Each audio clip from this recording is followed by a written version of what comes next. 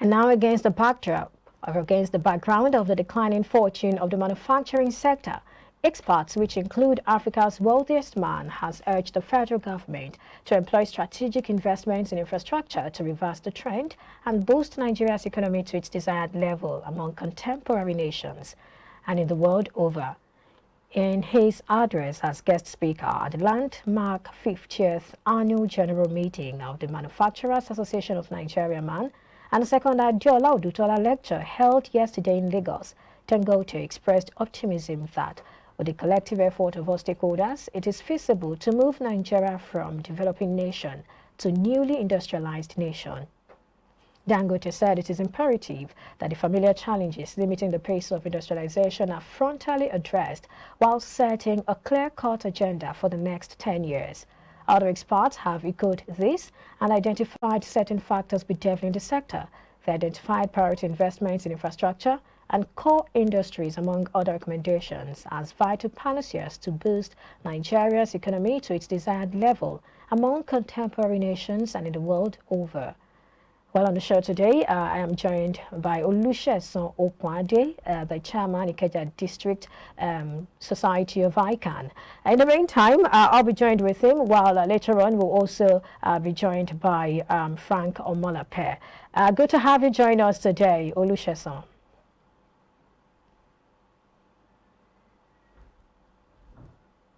If you can hear me, Olusegun, I said it's good to have you join us today. All right, I guess that's some connection issue right there. Well, like I said earlier on, we are looking at this particular Manufacturers Association of Nigeria program, the three-day exhibition, Made in Nigeria exhibition that is, which started on Monday 17th and will be ending today 19th of October 2022. And they're looking at industrializing or achieving an industrialized Nigeria in the next 10 years. This is 2022, so we're looking at 2032. And industrialized Nigeria. And we'll be focusing on how feasible is that dream. Is it something that is achievable? And not only that, we're also looking at Nigeria. Well, when that happens, that means we have moved from a developing nation to an industrialized nation. These are the things we want to talk about. And some of the speakers also identified areas that need to be addressed or issues that must be addressed. If you can hear me, I'd like you to comment on this, Olusegun.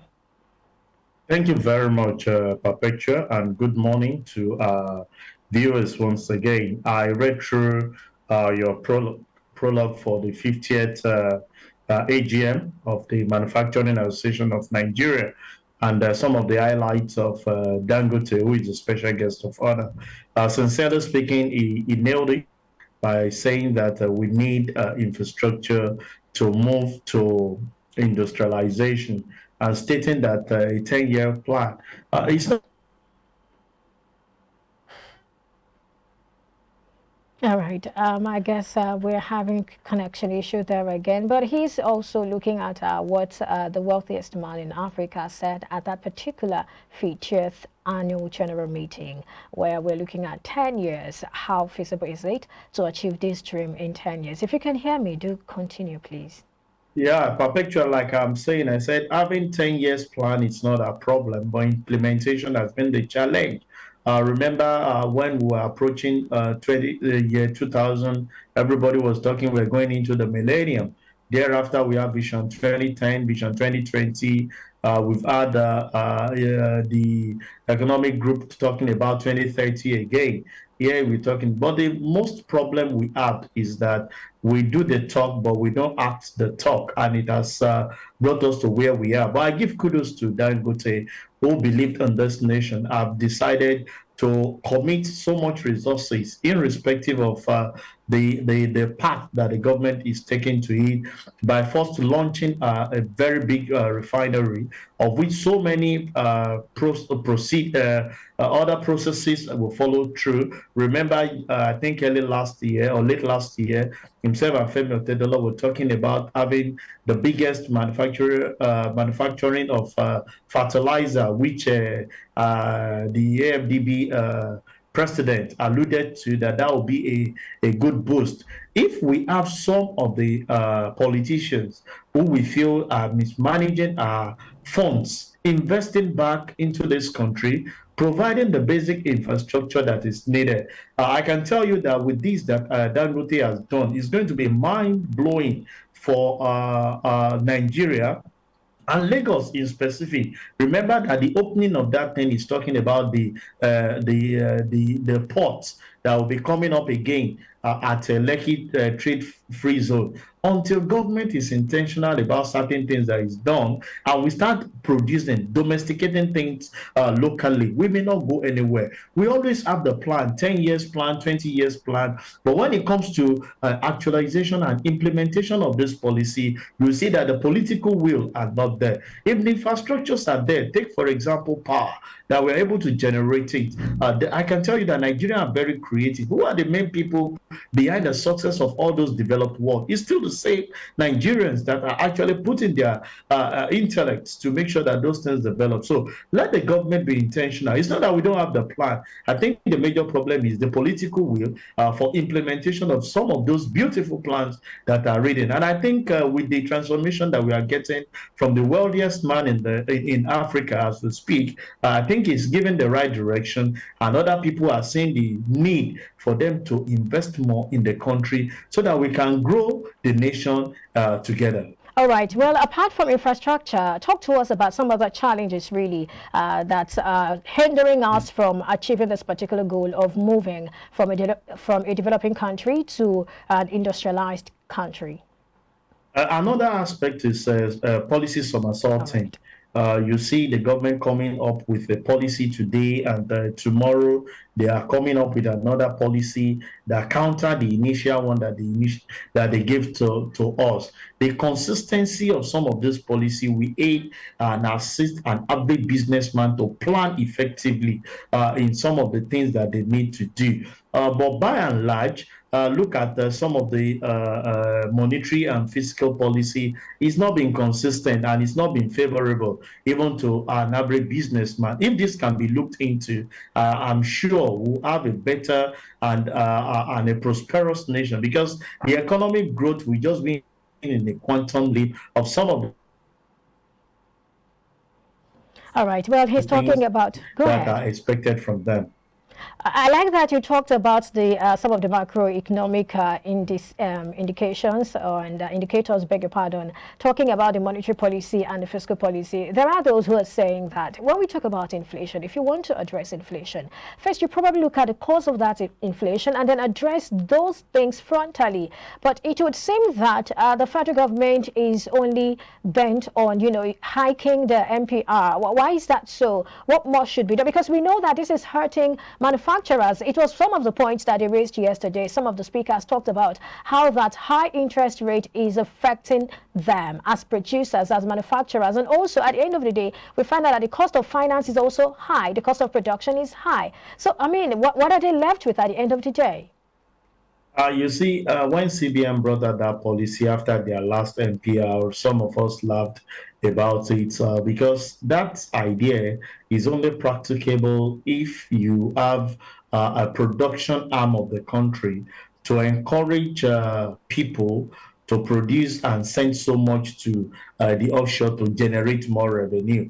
But if you are increasing the MPR, you are increasing the interest rate, it will definitely impact on inflation, because most of the things that you are having in the country is being imported, and you give more room for those imported goods to be promoted more than your domestic product. You look at the other areas like operating expense of an average company who is into this production. You discover that it is just only in this part that we are not utilizing that which we have. We have the crude oil that we can process some of these things, refine the crude oil product and use it to satisfy the yearning of an average people. We have the people, we have the population. This was an advantage that the Asian country like China and India took advantage of, because when you have your population, your labor is cheap. As we speak today, when you place us on the global space, the labor cost of our nation is still cheap compared to what other nations developed world are passing through, because of the population that we have. But we are not taking advantage. All right, well elucidated. Well, I think this is a good place to take a break, and then we'll be joined by our correspondent who is on ground at the Manufacturers Association of Nigeria exhibition event. We'll take a break now. When we'll come back, we'll connect with him, and of course, we still have Olusegun Okwandi standing by. Thank you so much, Olusegun. We're taking a break now.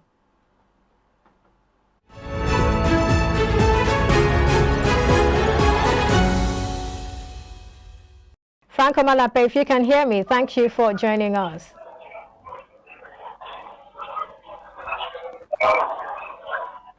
Frank, I think you're trying to say something. Can you hear me? All right, we have our business editor right there. Yes, Frank, good to have you join us today. Yeah, thank you for having me, Perpetual. Okay, so yesterday we had the wealthiest man in Africa, well, Dangote, speaking beautifully and talking extensively about the theme of this event, having Nigeria or getting Nigeria to the point where it becomes an industrialized country in the next 10 years. Talk to us. How did the speakers and how did the people react to that? Looking at the fact that some places might tell you that it doesn't look like it. It doesn't look like we're ready for that, looking at what's on the ground. Let's have you talk to us about that. Yes, thank you, Perpetual, for having me once again.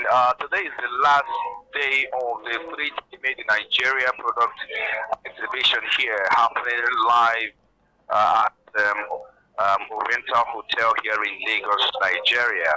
And so, just like you said, the theme of this year's exhibition is to see how to industrialize Nigeria for the next decade. So it's like an agenda setting for industrializing Nigeria in the next decade. And so the agenda, or some of the highlights, is clear. Infrastructure is one of the key points that was on ground yesterday. Alhaji Aliko Dangote, who is the president of Dangote Group, spoke at length yesterday that Nigeria can really, and it is possible for Nigeria's economy to be industrialized in the next 10 years. And he highlighted quite a few number of issues that the government needs to look at. But when you talk about that, like I said earlier, this is the last day of the exhibition. And it's interestingly, we're having the Manufacturing Association also, marking its 50th anniversary. I beg your pardon. Annual General Meeting. 50th Annual General Meeting. And so it's going to be a fallout of what happened yesterday, or more like a continuation of the event of yesterday. All right, beautiful. Now, talk to us about some of the challenges that were highlighted. I understand that infrastructure was on the front burner, but talk to us, because we also saw that coming from that same particular event, we have manufacturers talking about the high interest rates, saying it's an impediment. It's something that's also affecting production. So how do we get to that point where we become an industrialized country when we're still having issues with production? But there are a few number of issues that have been put on the table, like I said earlier.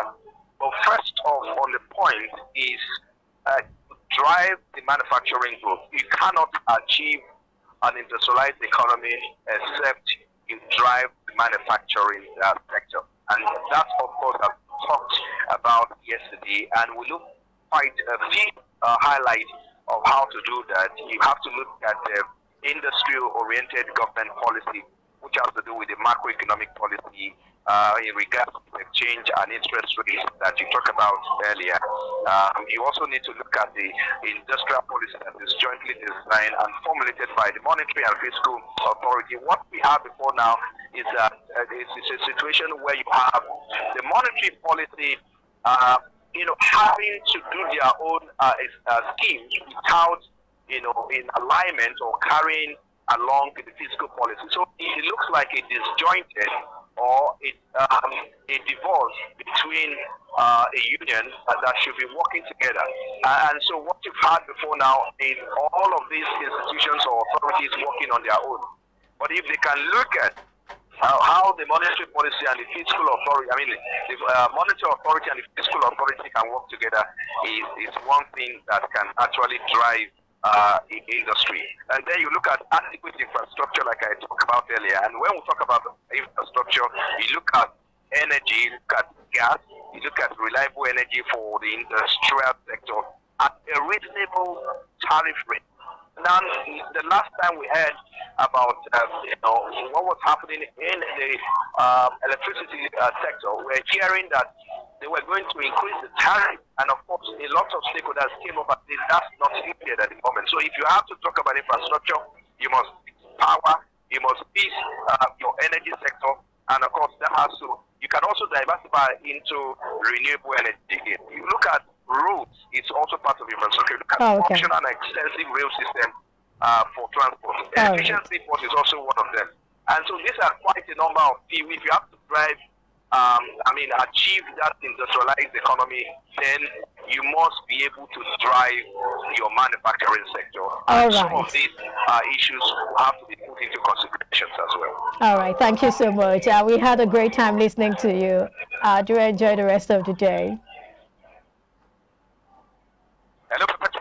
Yes, I said thank you so much. We had a great time listening to you. Thank you for bringing us up to speed with what's happening over there and some of the conversations that have been going on at the 50th Annual General Meeting and, of course, the exhibition that's taking place right there. Thank you so much. Thank you so much for having me, Petra. All right. Well, I'm also joined right now by Olusegun Okwade. Olusegun, I'd like you to comment on some of the things that he has mentioned. He has talked about how that it's very important that all the stakeholders are involved, everyone is involved, and we ensure that we move Nigeria to where we want Nigeria to be. And interestingly, he talked about the macroeconomic indicators, which he also talked about. And then he said there should be a handshake, beg your pardon, between the monetary authority and the fiscal authority. So we do not have situations where they are working differently, separately, which of course at the end of the day hurts industry or hurts the producers or the manufacturers. Let's have your thoughts, Olusegun.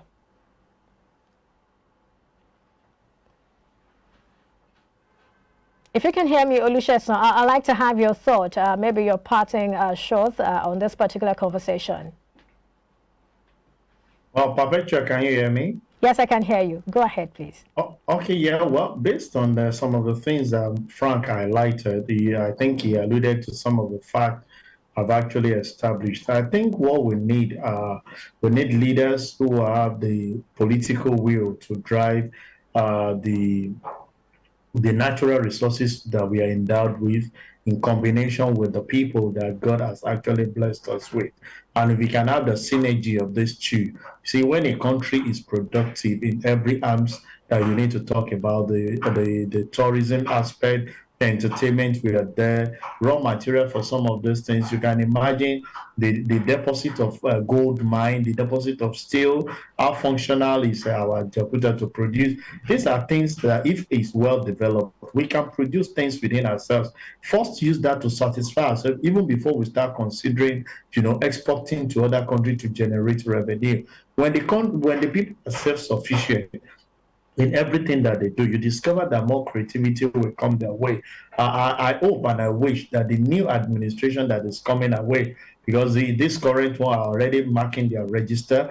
Just a few days ago, the president had his last retreat with the ministers, and I know it's now political dispensation that we now have. But the incoming administration, I think we should task them on seeing how they can be intentional in harmonizing some of the resources that we have vis-a-vis the human and the monetary and physical policy working in hand to make sure that we produce more rather than importing more. An importing nation cannot grow because everything that you have done is to rely solely on certain people. But can we do it to make sure that we have the controlling edge and claim the name that we are called as the giant of Africa by making sure that the neighboring nation hook up to some of the things that were being produced, then our youth will definitely be engaged. It will reduce the level of insecurity, and Nigeria and Nigerians will be better off